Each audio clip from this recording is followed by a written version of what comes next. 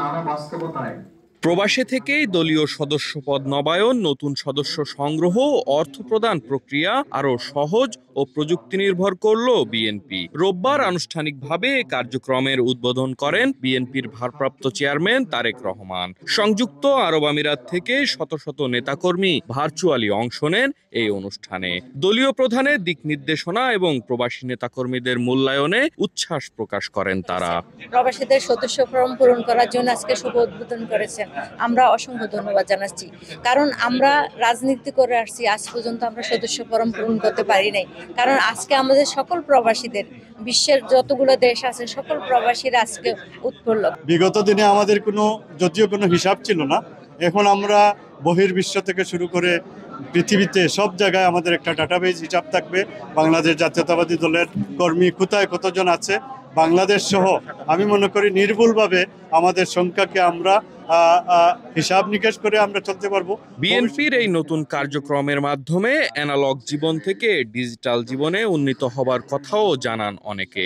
এখন থেকে প্রবাসী রাজনীতি দলের জন্য যেমন গুরুত্বপূর্ণ হয়ে উঠবে, তেমনি সেখানকার নেতাকর্মীরাও পাবে যথাযথ মূল্যায়ন। আমাদের বিএনপিকে ডিজিটাল যুগে নিয়ে এসেছি। ইনশাআল্লাহ আমরা প্রবাসে যখন আসি, প্রবাসে আমরা যখন রাজনীতি করি, আমাদের বহুদিনের আকাঙ্ক্ষা, বহুদিনের স্বপ্ন, আমরা প্রবাস থেকে বাংলাদেশের ভোট গ্রহণ করব, ভোট দিব। আমি জাতীয় যে ইলেকশন হচ্ছে, ইতিমধ্যেই নির্বাচন কমিশন ঘোষণা করেছে প্রবাসী বাংলাদেশিরা তাদের ভোটাধিকার প্রয়োগ করতে পারবে। সেখানে বিএনপির সদস্য যারা হবে, নিশ্চয় বিএনপির জন্য এবং দেশের জন্য তাদের একটা ভালো উদ্যোগ।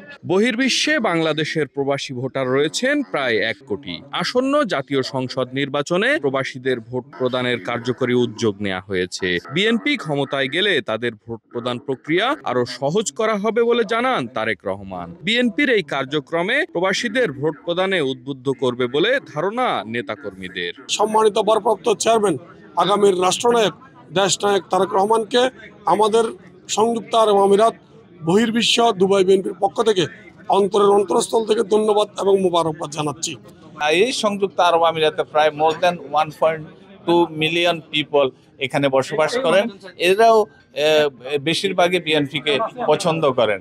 তা আমরা আমাদের আজকের যে কার্যক্রম, সে কার্যক্রমকে আমরা এগিয়ে নিব এবং তাদেরকে আমরা সদস্য ফর্ম ফিল আপ করাবো, সদস্য করব। এখন থেকে প্রবাসীদের নিজের হাতে থাকা মুঠোফোনের মাধ্যমেই নির্ধারিত ফি প্রদান করে নবায়ন করা যাবে বিএনপির সদস্য পদ। অন্তর্ভুক্ত হওয়া যাবে নতুন সদস্য হিসেবে, দেয়া যাবে দলের জন্য অনুদান। তবে $10 বেশি ডোনেট করতে পারবেন না কেউ।